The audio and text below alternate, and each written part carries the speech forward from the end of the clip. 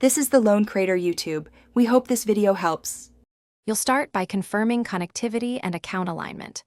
On your TV, open Settings using the remote. On your phone, open Google Home. Once done, make sure the TV appears as a device in Google Home. If it does not, add a new device and follow on-screen pairing prompts. This initial pairing ensures language changes propagate correctly from your Google account to the TV. It avoids mismatches between phone and TV settings before you change the assistant language. Now change the assistant language through the device settings. In Google Home, tap the TV, open device settings, then Google Assistant options. Sometimes this is nested under More or Assistant settings. Choose language and pick your desired primary language. You can add a secondary language for bilingual commands.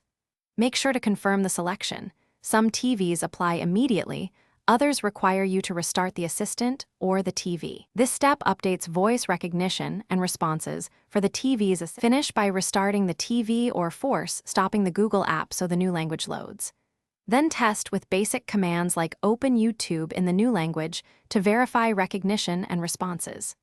If the assistant still uses the old language, make sure the TV and phone use the same Google account and connected Wi-Fi, and check for system or Google app updates.